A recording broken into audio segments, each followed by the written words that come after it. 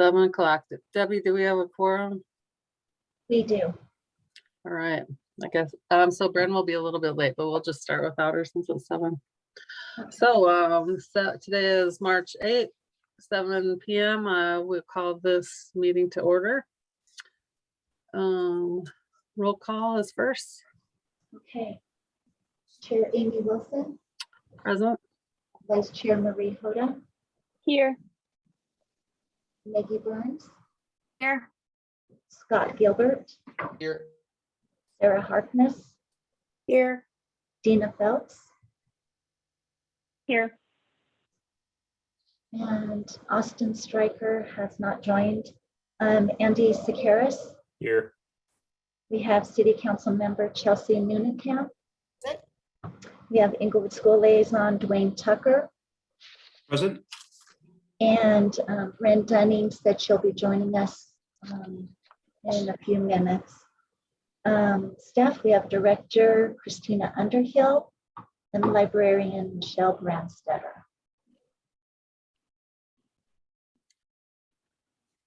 Welcome, everyone. Next up, we have approval of the minutes.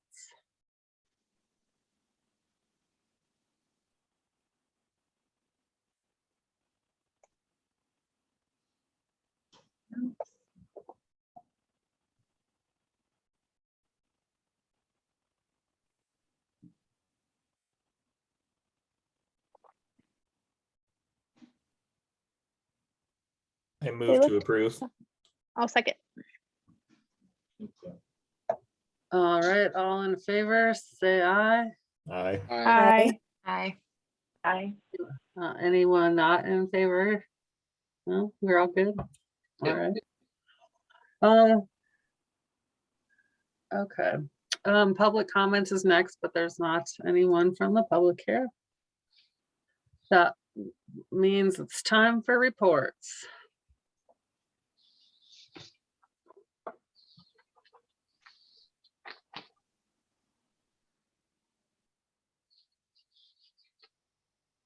All right, we have Michelle Brandstetter, who's our adult services librarian. She's gonna be representing the library staff this evening and highlighting some items and then answering any questions you have regarding the first piece of this statistical report.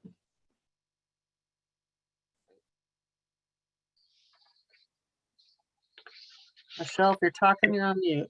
It would be a good thing to unmute myself. So I'm not going to go through all the statistics since I'm fairly certain all of you can read.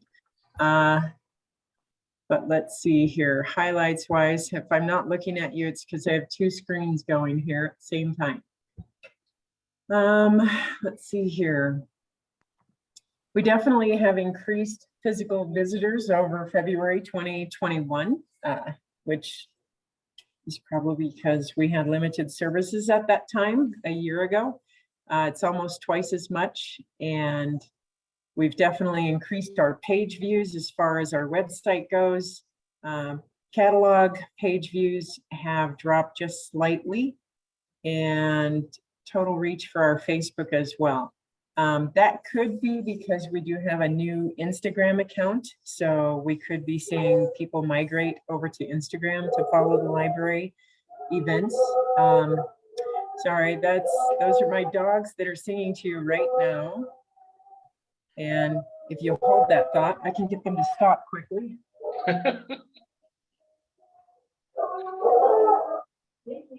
Okay. I'm just waiting for my dog to join in the choir here if he hears that. All righty, they're awesome. That's Daisy and Baxter. Oh, hi, Scott. Let's see here. Anything else that's noteworthy?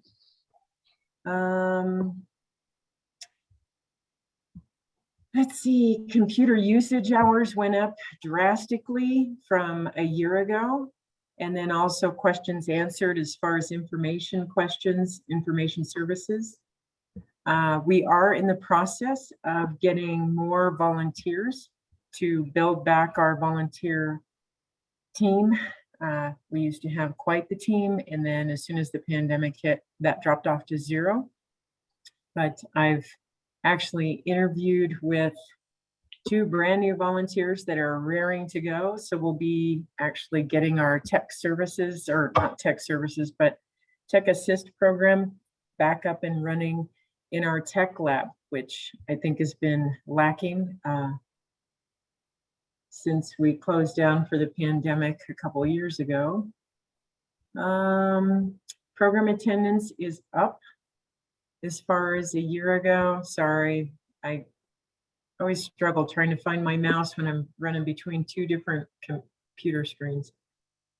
Total attendance for children's programs went from 215 last year this time to 667 this past month.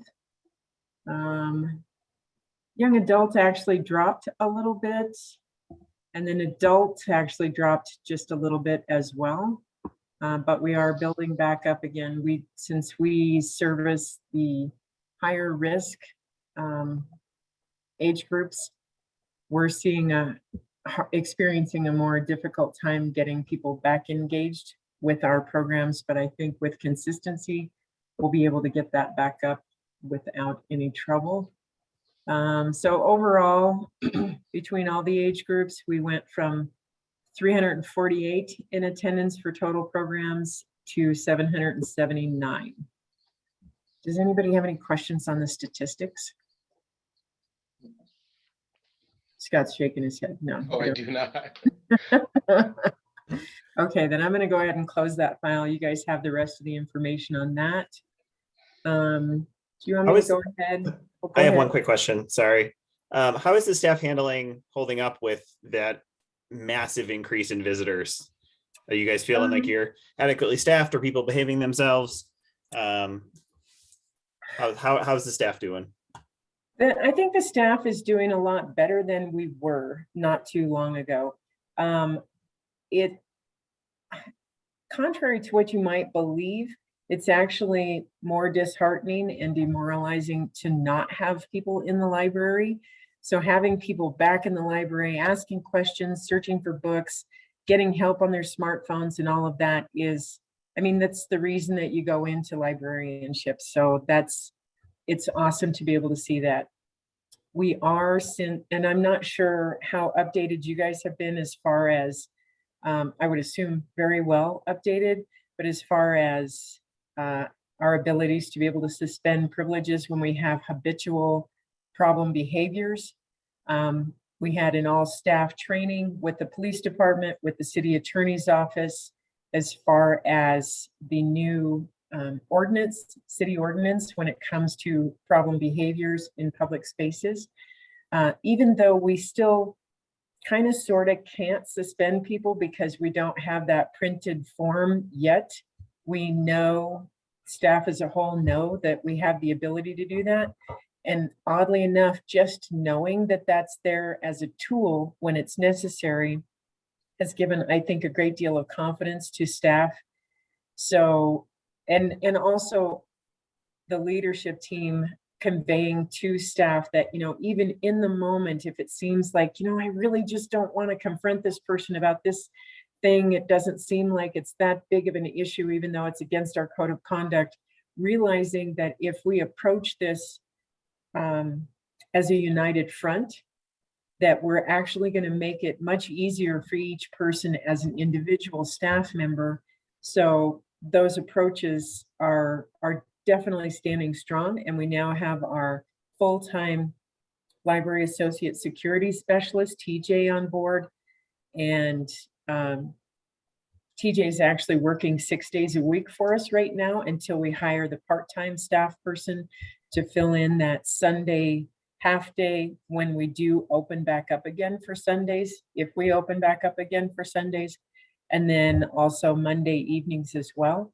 So I think that that's heartening as well to staff, where they realize, okay, the leadership team, the police department, the city attorney's office, they're all taking the problems that we've been experiencing for almost 2 years now very seriously. And I think that they know that the leadership team is willing to do whatever we need to do our best to keep them safe in these situations. And then having TJ on board has been just an awesome addition to staff. So I think that everybody's doing considerably better than, say, 6 months ago. What, if I could ask, when will you be getting the form, the written form? I'm not sure. Christina, have you heard from the city attorney's office as far as the production of that? I've not heard an update yet. We were hoping by the end of last week, but it may be the end of this week. The nice part is we do have some ground to stand on now, even without the form. So Yeah. PD is on the same page as our library staff and civic center staff. So it's really worst case scenarios. Now we have some teeth in the game, whereas before we did not. So we see it daily in the library, the little code of conduct issues of people screaming or eating food where they shouldn't or cussing at staff, whatever. It's as bad as it can be. It's not as bad as it has been. And now when we have those worst case scenarios, we can do something about it. So that's very helpful.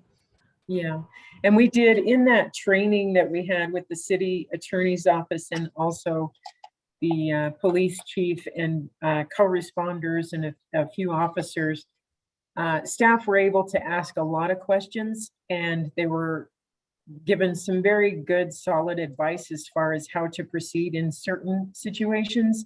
You know, that gray area between it's against our code of conduct, it makes me feel uncomfortable as a staff person to have to be talked to this way or to be dealt with this way, but it's not at the level of a criminal offense at this point. So I think that they just feel very reassured. You know, we still probably have a few individual officers that, you know, that we need to get, or the chief needs to get more on board as far as when the library does call you, just keep in mind that they haven't called you 9 times before right now because they dealt with those situations on an individual basis, but now they're calling you, they actually really do feel uncomfortable, or maybe they're just thoroughly exhausted at this point and can't deal with this 9th time or this 10th time. So it's not perfect yet, but we are a far stretch away from where we were just a few months ago. Yeah, you know, I'm glad to hear there's progress, but I mean, frankly, when I hear like, well, we let people scream some, or we let people abuse staff some. No, we don't allow that to happen. Oh, okay. It sounded like you were saying. I'm there was- sorry. yeah. No. So before, basically the only tool that we had in our handbag was to be able to tell somebody, okay, with this behavior, you're going to have to leave for the rest of the day. And definitely, at least I believe thoroughly that word got out to everyone, that it doesn't matter how you behave, they're just going to ask you to leave for the rest of the day. They may threaten to call dispatch on you, but if you leave, no harm, no foul, and you can turn around and come back the very next morning when they open and repeat the same process. And what was worse was library systems that surround Inglewood Library, they still have the ability to suspend privileges for an extended period of time, whether that's 30 days or up to a year. So those people that were suspended from Denver or ALD, they were now coming to Inglewood because word had gotten out that we were not suspending anybody no matter what you did. So we were still doing things, Scott. We were still telling somebody, sorry, you're done for the day, you have to leave. Yes, we will call dispatch if you refuse to leave based on my request or another staff person's request, but then they would just return the very next day. Okay, I think I misunderstood you then, because it sounded like in the current time, the staff was letting people slide to some extent on the code of conduct. Not on the more serious stuff, but like if you walked past somebody and they were completely unconscious, asleep, I think that most staff were just walking past and ignoring that.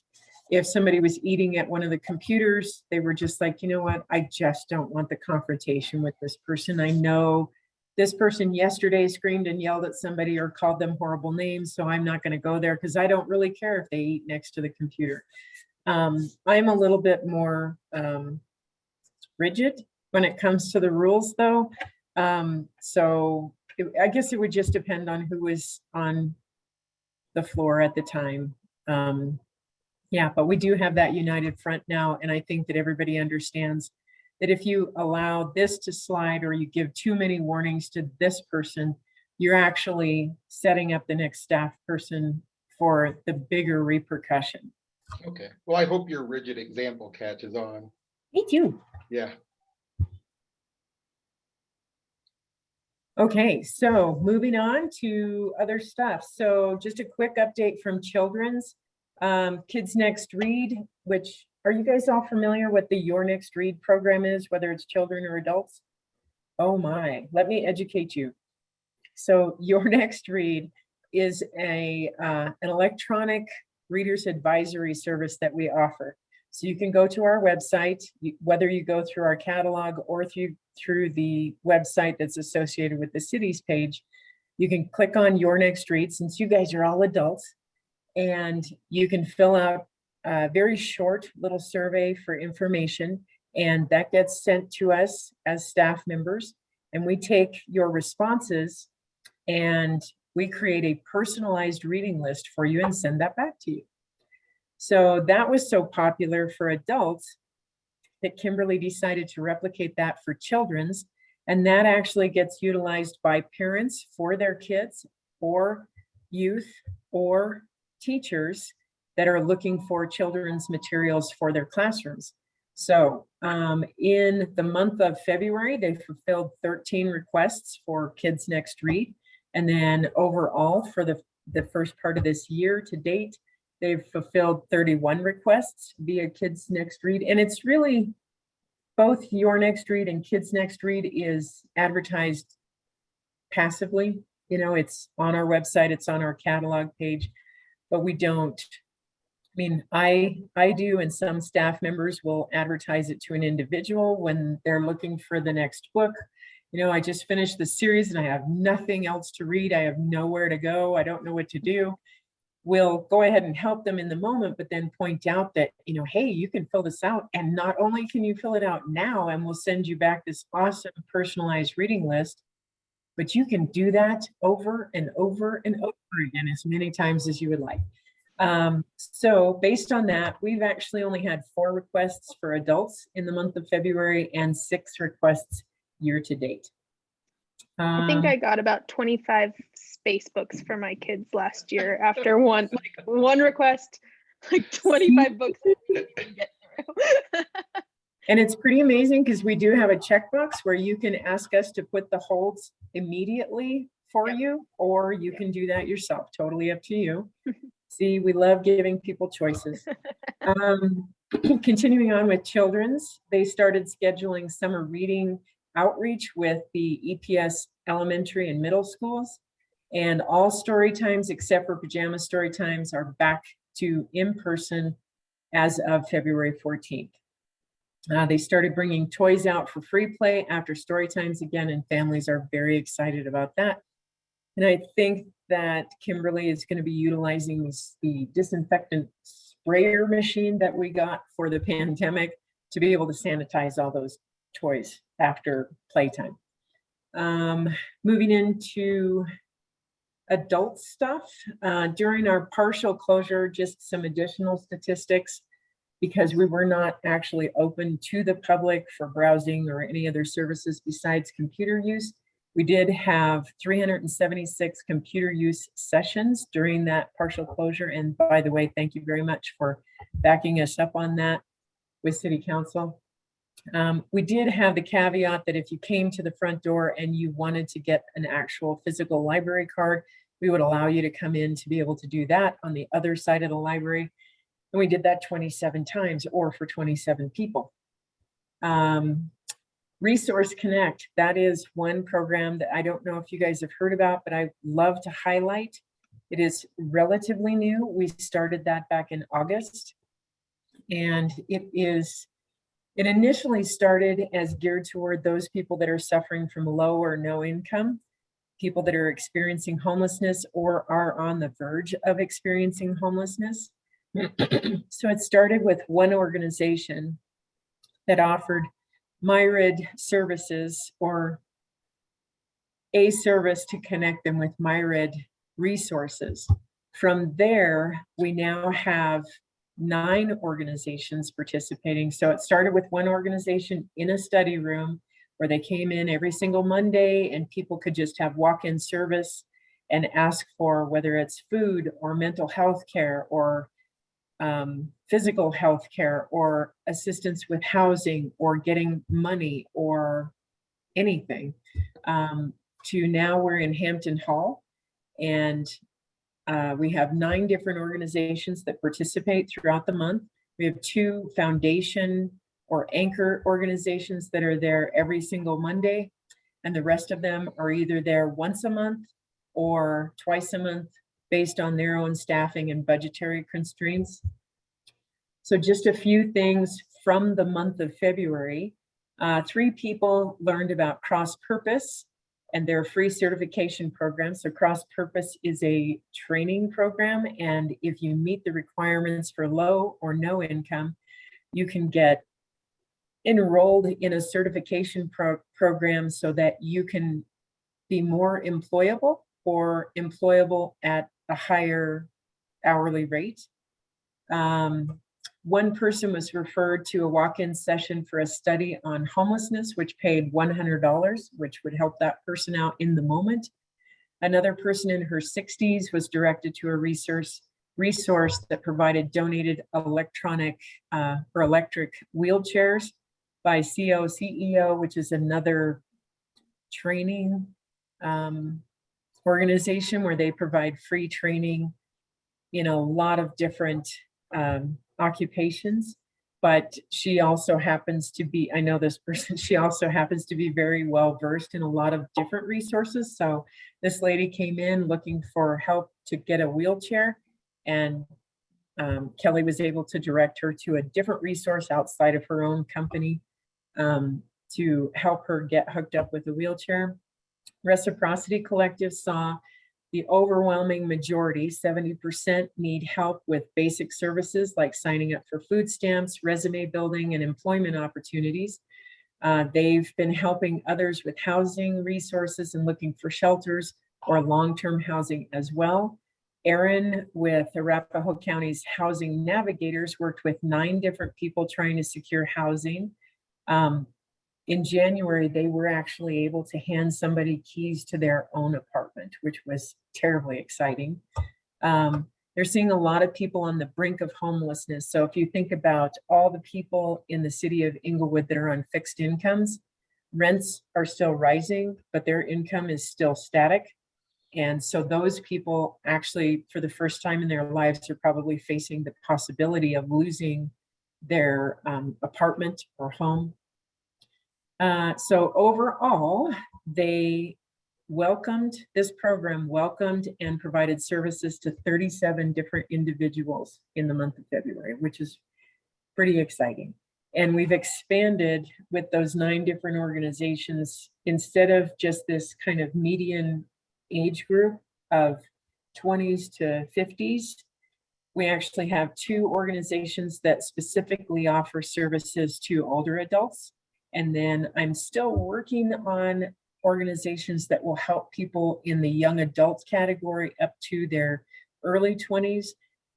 Think people that have previously dropped out of high school, but now they're working on trying to get their life back on track. They need to get a GED, but they need kind of a program, because we have resources through the library where if you were a disciplined kind of person, you could get yourself through that and get your GED. But some people just need more structure that goes along with that. So there are a couple of organizations that I've been reaching out to try and get them to participate in Resource Connect so that we can help that age group as well. And I think that's all the updates that I can think of. So Michelle, is that updates from the statistical report, like on I'm sorry, the report isn't back up, but on the adult programming, or is that part of the library action plan? Actually kind of both. So these numbers, the overall number is included in the overall numbers for attendance for programs. For Resource Connect, since that meets once a month or once a week, I just get aggregate totals at the end of the month, and then it's included in that month's totals instead of Cool. doing the weekly thing.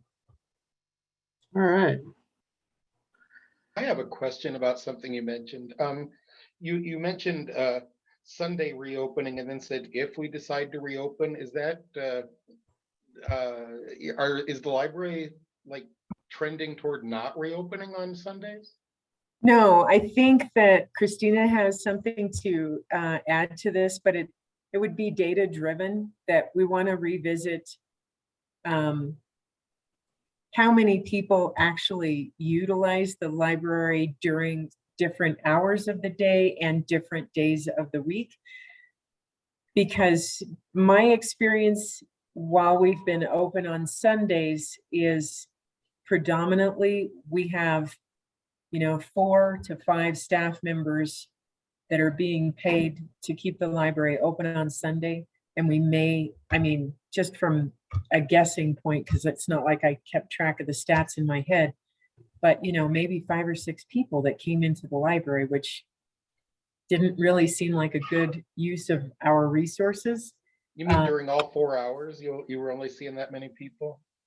That's the feeling that I had, but of Mhm. course I was working the reference side of things. So I think people that are coming in, utilizing computers or asking for assistance to find a book or something like that. As far as the circulation side of things, there are probably more than 4 or 5 people, Scott, but that's way over on the other side of the library and my vision's not that good. So I'm not totally sure about that, but I think it's something that we want to keep an eye on. And Christina will have more on that for you. We do have that on our agenda later. Yeah. So we just want to make sure that we're being prudent with the resources that we have. Okay, sorry, I didn't see it on the agenda. Somehow I accidentally printed out the February agenda, so I'm completely set for last month. Oh, cool. Yeah. So is there, do we have an update on the action plan? Yes, I think Christina's going to cover that later, and I can probably chime in on some of the stuff as well if you guys have questions. Okay. Maybe you click on the action plan. Okay. Any other questions specific to me or anything that I've shared with you thus far?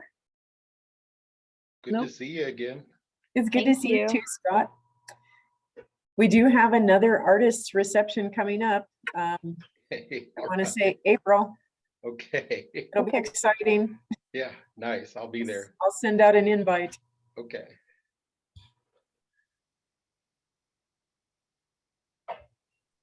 Okay, so we'll go over the action plan next. So Debbie, can you pull up the 2022 action plan? Is it not on the screen? No, all I see is the agenda. Do you all see the action plan? Okay. It has a tab on the top, but it's showing the library board. Okay, what Yeah, about there you now? There you go. Okay. So the librarians, Kimberly, Celine and Michelle really went through this and updated it to get us to start tracking things. And so in general, I might be delayed, but go ahead and scroll down a little bit. There you go. We tried to put some measurable items into this action plan, and we're definitely open to ideas from you all as well. And obviously, when the new library manager comes on board, we'll have her dissect this and with her input to maybe make a few changes. But the librarians took some thought and put it into this. So we'll just go over this at a higher level. The comprehensive marketing plan, obviously continue to market the library services over this next year. One thing that we can track is when we send out the ledger via email. I think we were able to find out how many people actually opened it. We talked about hiding or putting in there, if you click here, you can enter for prizes or things like that to get people actually to open up the ledger, read it. So our goal is to have 20% clicks. Michelle, do you remember how many actual how many newsletters go out? It was a high number, like 14,000 or something like that. Yeah, it's a lot, because I remember the first time that I actually was getting ready to hit send when I did the first electronic newsletter when we had closed down for the pandemic. And there's a lot of anxiety that goes along with that when you're sending out something to that many people. I don't recall the actual number, but on the heels of what you just said, as far as, you know, the prize possibility to get people to click and open that newsletter at least, we also are encouraging staff that when they issue new library cards, or they just, you know, any opportunity that they have, to make sure and just check in with people, you know, so did you, if they call to find out about a particular program, hey, did you see that was in our last newsletter, all the information and the links to register or what have you. And if you didn't see that newsletter, you should check your junk file so that you can make sure and get us placed as a safe sender, so that you get that in your inbox, and, you know, you can stay informed. So that hopefully we're gonna really push that, as far as people realizing that we actually send out a newsletter, and that there's a lot of really awesome information in there for them.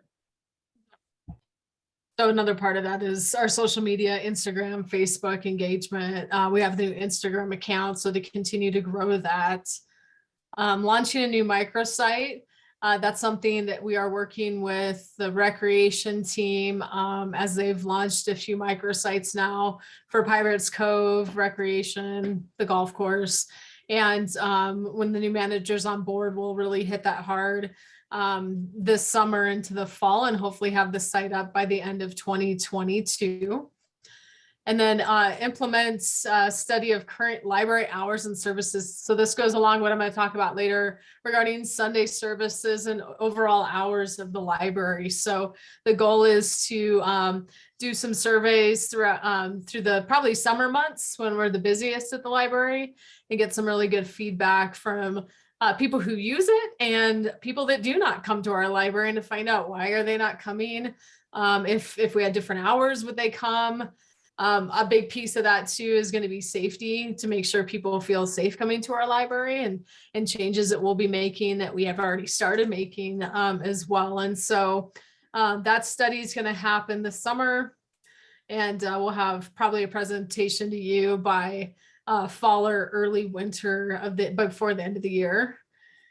And then we just put in here, make other improvements to the library. So modify existing services, you know, as we talk to patrons, what do they want to see? Different projects that may come up. Michelle talked about some of the outreach with the Resource Connect program, and expanding that even further to make sure we're really reaching the individuals in our community with the resources who need it. As far as adult services, Michelle, do you want to go over these, since this is your section here, just a high level overview? Sure. Let me think. Gosh, what did we put down? So definitely the Resource Connect, we want to continue to grow that program. And by the way, we are working with the homeless liaison and co-responders with the police department as well. And since this was an idea that I kind of stole from Tim Dodd, the assistant city manager, when he held the Homeless Connect in Cushing Park. So we're all trying to make sure that we're keeping all points covered. And I actually have a meeting this Thursday with Mike Sangren from Change the Trend, and also Tammy's last name I can't remember, from Movement 5280. So there are different databases that are used to track the assistance that when you're working with somebody that's experiencing homelessness. So we're going to be talking about that Thursday, on how we can bring these organizations together, concerns about privacy as far as sharing information, but how can we make it so that the resources that the city has through local organizations are used most efficiently and effectively for individuals that are in need. Let's see here, launching services for older adults. So we've already done 3-4 outreach events at Simon Center, and also Orchard Place. There are my dogs again, say hello. To make them aware of the library services that are available to them, even when they can't leave where they're at. So if they're homebound, so we're gonna try an experimental homebound in bulk delivery service to both of those centers. And I don't know how aware you guys are of those two places, but they are Section 8 housing for older or disabled adults.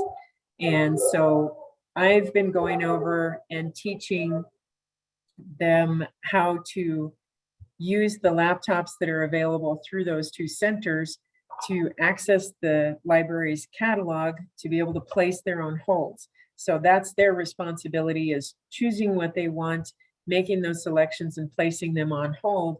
And then staff will then bundle those by the name of the person who has requested those items. And then we'll crate all of those bags up and deliver them in bulk to the director of activities in those two centers.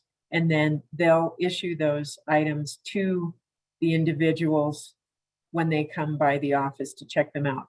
And then we'll do that like once a month. If it ends up being quite the popular thing, it might be something that we do twice a month.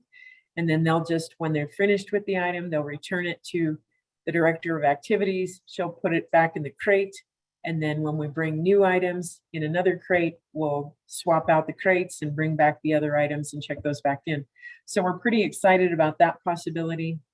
And we're building a list of other housing venues for older adults. So think senior living, assisted living, and then potentially memory care, where even though with memory care, it's a little bit more challenging because people don't necessarily remember that they checked anything out from the library or that it's not their property. We may be able to take items that we've weeded off of our shelves due to dated material, or maybe it's just a little bit rough around the edges that we don't want to have it leaving our library to somebody that's checking out. We may be able to bring them items that, you know what, you guys can keep these until you don't want them anymore. And then we will then deal with those discarded items after the fact. But to be able to keep people handling books, watching movies, reading to whatever extent that they can.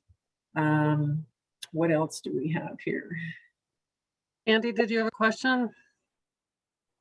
More of a comment than a question. And this probably, I don't want to derail the meeting, but it seems like we're putting a significant amount of energy into providing services for the unhoused folks. And I just want to make sure we are not driving away or adversely impacting traditional users of the library by expanding and making it like a real hub for folks experiencing. Like I'm all about providing services where we can, but I think it's important that we engage the public about it as well. And I'm looking to some of the parents in here, and I would like to see what the community's appetite is for. I don't want to see our library be turned into a downtown Denver library, because everyone I know in downtown doesn't use the downtown library anymore. It's completely turned into quite frankly, a day shelter. And so I don't want to dissuade the staff. You're doing amazing work, but I want to make sure that we are maintaining the library as a library before we turn it into, a service provider for unhoused folks. So, that's my only comments. I just want to make sure when it says add 3 more providers, what does that look like for the traditional operations of the library for the public? And could that be done somewhere else? But, again, I think this all looks great. I just want, this may be something we want to put to a survey or engage some city marketing on it. It just seems like we're devoting a large effort based on what you're talking about to provide these services. And could we be using that energy in somewhere else where there's other service providers that could take that on instead of the library? I understand your concerns, Andy, and those concerns have been voiced by at least 1 or 2, maybe a handful of customers that aren't actually always Inglewood residents. and not necessarily as eloquently and thoughtful as you just voiced your concerns. I think that what we need to acknowledge is that, for better or for worse, over the pandemic, we actually have turned into somewhat of a day shelter for homeless. We have to remember we are a public library, so they are part of the public. So it's not like we can say, oh, no, we've got our fill of homeless people for today, so you other homeless people are not going to be able to come in because we're at our quota. So they come in anyway. So the way I look at this program for Resource Connect is it gives them the opportunity to change their situation. So instead of having somebody sack out in a chair that a staff person is going to go and remind you have to stay awake 3 different times before we say, actually, since you can't stay awake in the library, you're going to have to leave for the rest of the day, because sleeping in the library is not a criminal offense. Or if they're eating, or doing some of those more minor violations of code of conduct, instead of that, we can actually redirect them and their concerns, their needs, to a program that may be able to get them on board with something that can alter their course of action for the weeks to come, and might eventually change the course of action of their life in a longer term. Even though I highlighted that program to tell you about all the amazing work that these wonderful organizations are doing, and the library is basically giving them a space to be able to perform these services for people, we are still providing all of the other adult programs that we did before. And we are building that attendance back up again. But of course, that is more challenging. We're still doing once a month memory cafes, which we've had a steady but very tiny attendance for memory cafe, but I attribute that more to the fact that those are much older adults, so they're a very high risk group. We're also doing our twice monthly computer classes, which initially the attendance for that was 3, because we require a minimum of 3 people for registration for our classes to be able to have a staff person dedicated to that. We did have to cancel a few classes, but once we rolled into, because we have what am I trying to think of?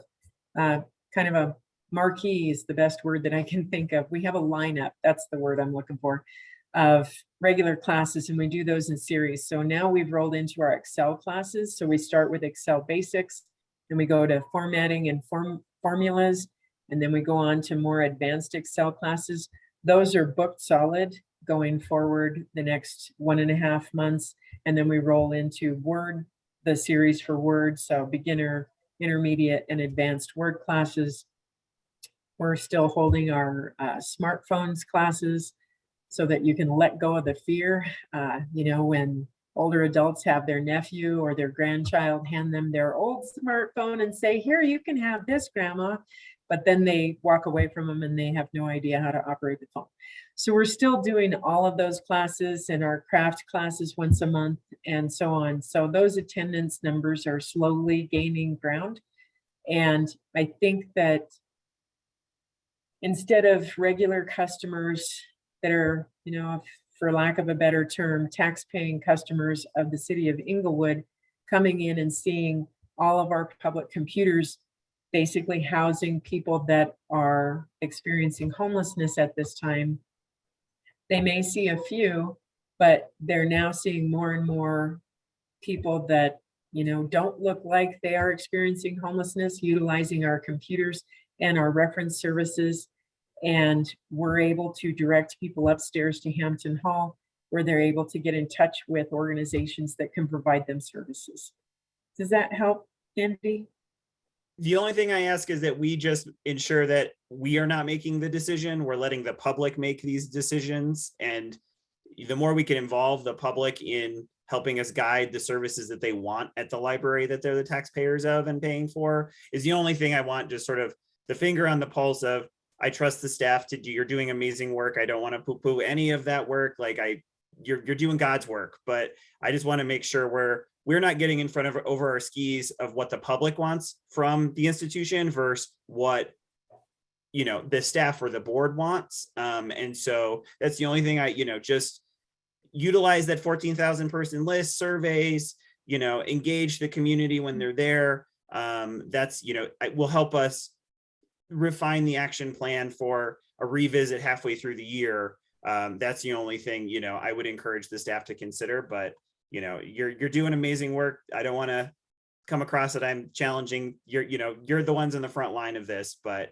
I just want to make sure that we are also engaging the community as a whole to bring folks back into the library and what do they want to see from the public institution. Yeah, I do appreciate that. We are utilizing the tools that we have at our fingertips to identify needs of the people that utilize the Englewood Library, and then doing our best to provide resources to address those needs. I would just say, I just wasn't thinking of words as eloquent and thoughtful as Andy, but I was thinking very much along the same lines. I do hope we that the library provides what the public who supports the library wants, and the mention of Denver downtown is it's personal to me. I used to take my kids there in the 90s and early 2000s, and I never would now. I'd never take my grandkids to downtown Denver library. So that I hope there's caution about mission creep and caution about keeping support of the general public. Yeah, I appreciate what you guys are all saying regarding this. And there's a lot of things in motion regarding homelessness in Arapahoe County and partners in the Tri-Cities. And so what Michelle's been doing with Resource Connect, I think will roll into a larger program down the road that will not necessarily be at the library. It'll be at a different facility. And so it's a conversation to have, and I understand what you're saying and the concerns that you have there too. So for the sake of time, let's move down to Children's Services. Just to give you an overview of this, you should all have a copy of this so you can review it too. But homeschool is a big one for Kimberly and her team. They are planning on conducting a minimum of 3 advisory board meetings with homeschool parents to see what the need is for homeschool families, and doing a homeschool open house. Most likely they'll do more if it's popular, with a curriculum swap. And then also the homeschool kits are being processed now, and so they can be checked out. And the goal is hopefully those kits will go out at least 15 times by the end of the year. I'm sure that once people find out about it, it'll be very popular and checked out way more than that. Reinitiate outreach to local schools. A lot of that stopped during COVID, but providing summer reading promotional outreach to the Englewood Public Schools classes K through 9 with monthly outreach as well. And then just other improvements to the children and teen services.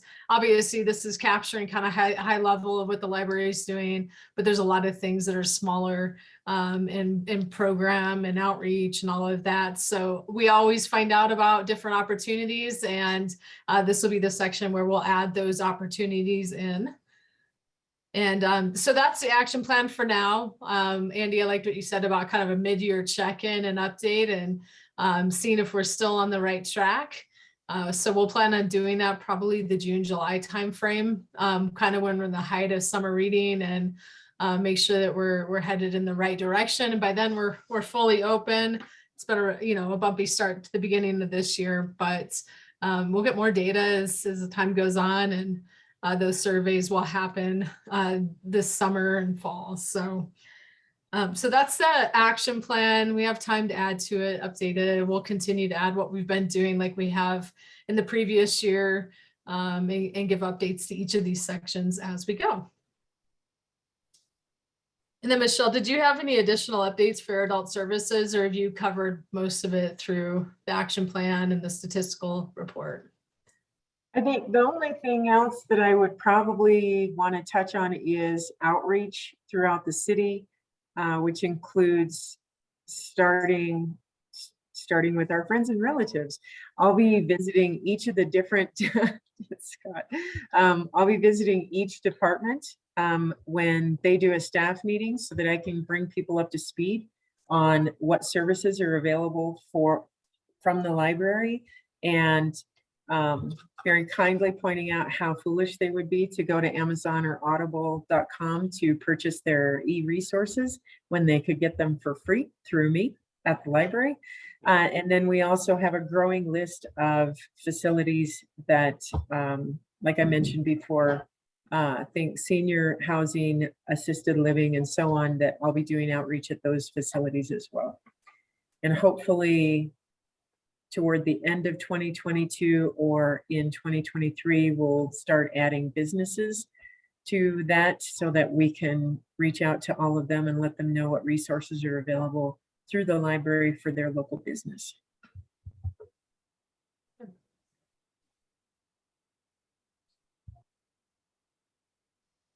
Michelle. All right, thank you for all of that. Next up, election of officers. All right, so we need to elect a chair and a vice chair. Right now, our chair is Amy and our vice chair is Marie. So it's up to you all to stick with what you have or nominate new. I'd like to nominate Scott Gilbert for chair of the library. Oh, He's been actually, on. I'll pass because my term is expiring before the next election.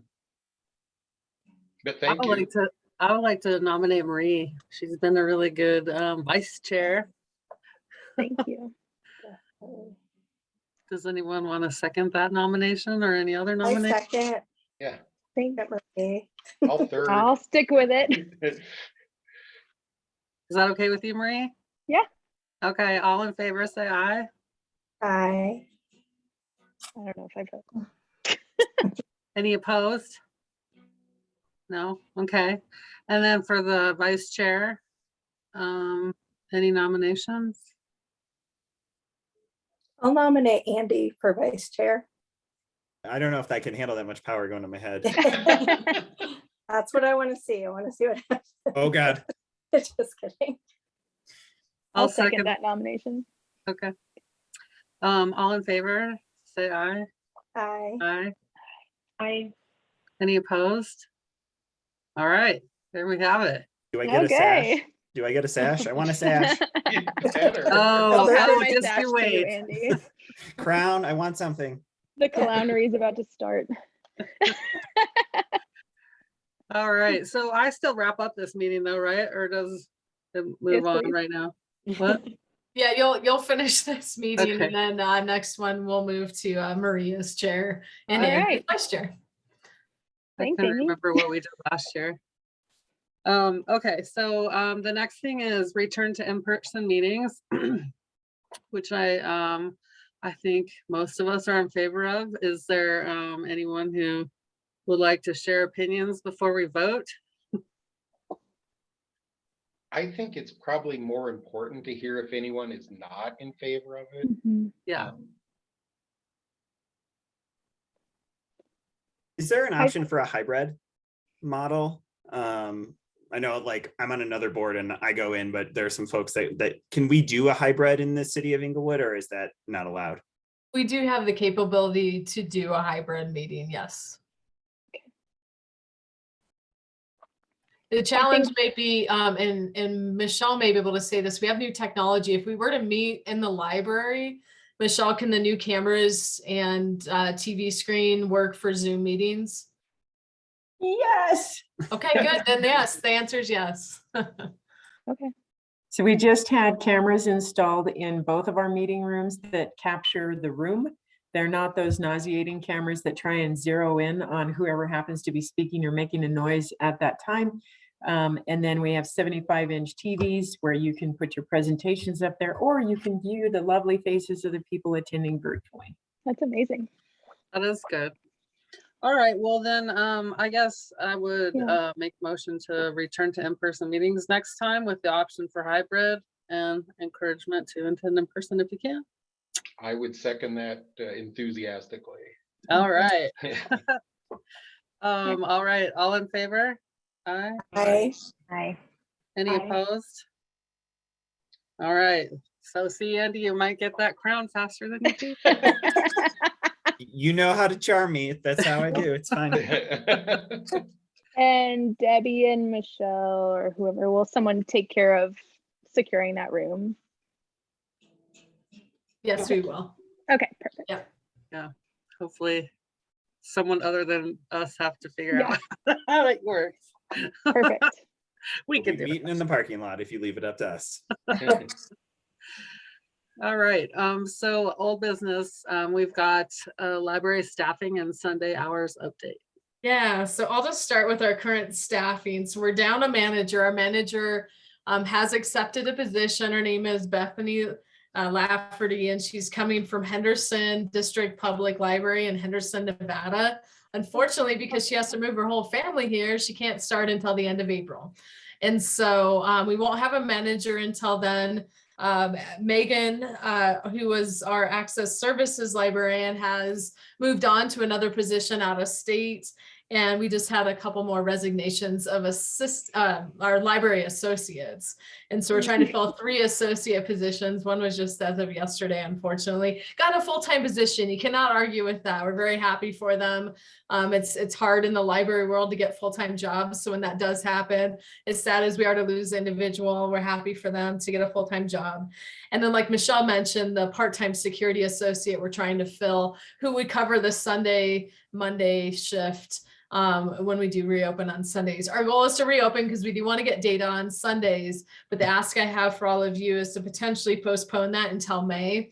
And then in May, reopen with the door counters, counting the people coming in. Hopefully we'll be fully staffed at that point with the manager and all these other positions, and nobody else chooses to leave.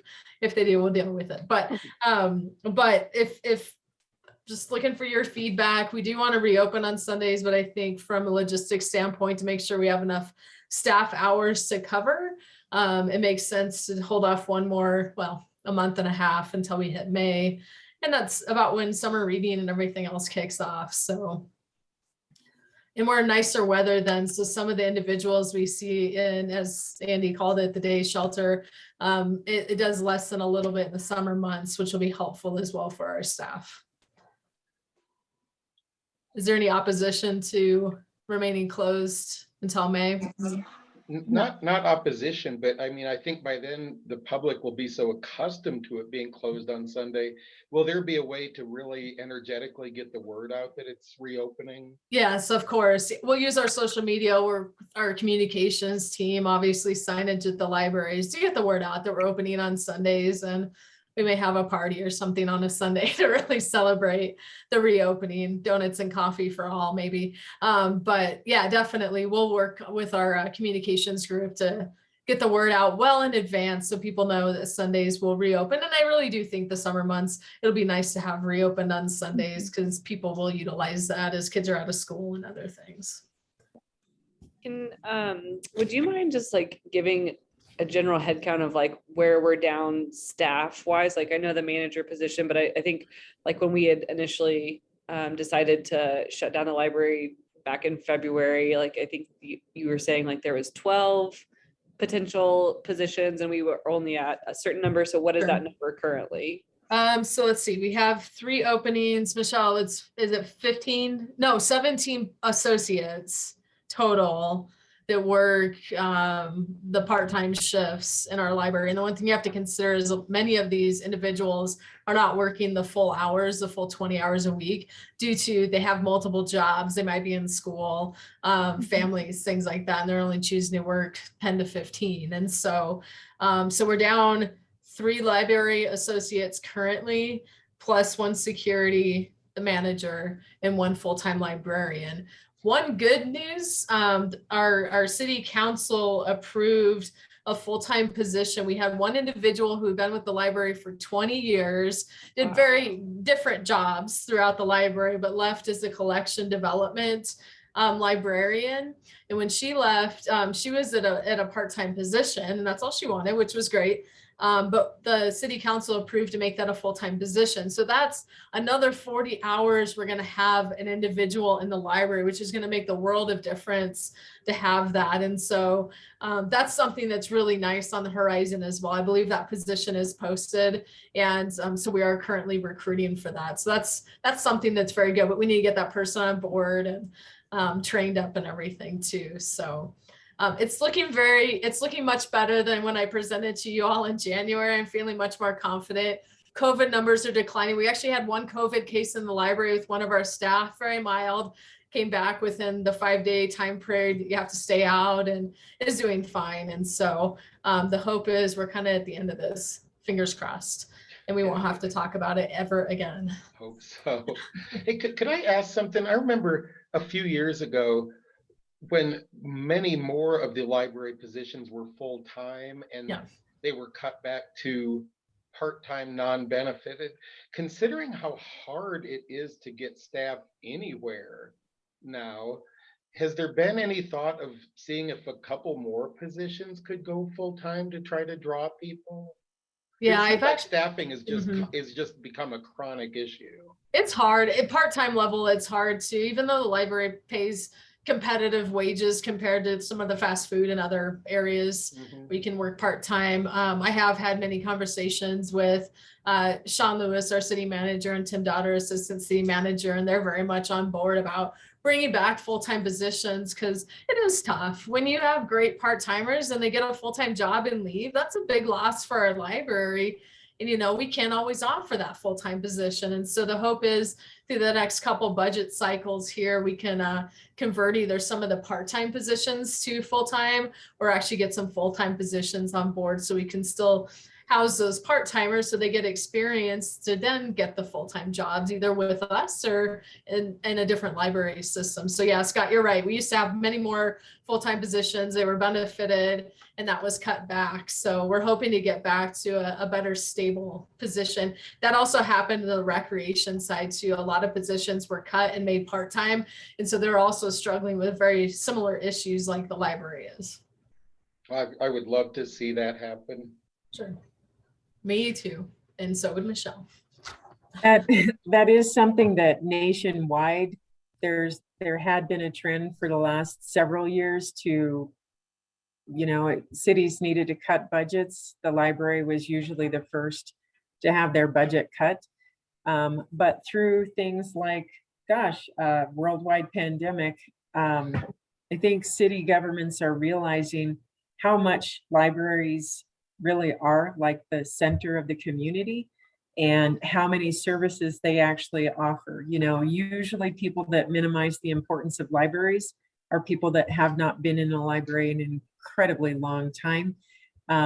So they're realizing now, getting pushback from citizens and things, that, wow, that was one area that we probably shouldn't have cut back on. And so I think that the trend now over the next probably 5 to 10 years will be revitalizing city libraries. Hope so. All right, so I'll keep you updated during the April meeting. If anything great changes before the May meeting, that we can open earlier on Sundays, but for now we'll plan for May. And that's all I've got for that. And I'll just jump into staff's choice since we're hit the 8 o'clock hour. The only update I have, since it's going to happen before our next board meeting, is we have a special event, the first one of the year, the extremely springy festival. It's an egg hunt, market crafts. You can get free garden seeds at Bellevue Park on Saturday, April 9th from 2 p.m., 10 to 2. So come on out to that if you're ready. Hopefully it's a warm day and no snow in the forecast. So that event is happening again on April 9th. That's all I've got. Michelle, you have your hand raised? I do. I totally forgot to mention 2 things to you guys that are absolutely imperative to your upcoming event schedules. One is I've decided to extend the winter reading program, which if you have not already signed up to do that, you should do that. It's totally low key, no stress, because we know adults already have enough stress in their lives. And once you complete the program, which is in the honor system, you get a wonderfully designed by me coffee cup for your hot drinking beverage. Then the other thing is we do have an event coming up in March 19th from 2 to 5 in the library. We have a local authors showcase. So I hope you will all attend. We have 15 authors that are signed up to, you can talk to them about their books and how they get their story ideas. And for most of them, get an autographed copy of their book. What date is that? March 19th, which is a Saturday afternoon.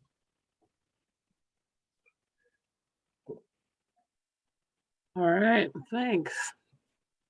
Board members' choice. Anyone have any updates they need to give us? No? Dwayne, do you have anything for us that we need to know? Yeah, real quick. It came up at the last meeting about could the school district maybe pitch in some more money for some of the programs. I did check, and yes, the $500 for the library general fund is right, that you guys are aware of that. But I was told that the district had also given $1,500 for tumble books. So I'm not exactly sure what the tumble books are at the library, but that's what I was told. So it's 2,000 total. But I'm happy to go back and see if I can get some more, but I wanted to give you all the update on that because I don't think the 1,500 was discussed last time. So just for your information. Again, I don't know what the tumble books are. Phil, do you know? I got. Tumble Books, that's an electronic resource that's available to, I think, all elementary age kids and possibly middle school, that they can actually access with their student ID. So it kind of doubles as their library card. So it's pretty slick. Okay. Go shake the couch cushions more, Dwayne. Get us more money. Use all your now power. I don't have a crown. I ran. I didn't win. So it's on you. Find some money for us. So finding the extra 300% is just not enough, right, Andy? No, it's never enough. It's never enough. All I'm right. a fundraiser All right. for a living. I'm always going to ask for more. That's what I do. I will carry on the discussion, see what I can do. Thank you. All right, anything else? No? All right, well, everyone, we'll see you in person next month. Yeah. Thank you, Amy. Looking forward to it. Yeah. And we'll adjourn this meeting. It's 8:07 p.m. Meeting All right. adjourned. Good night, everyone. Bye, everyone. Everyone. Bye. Bye.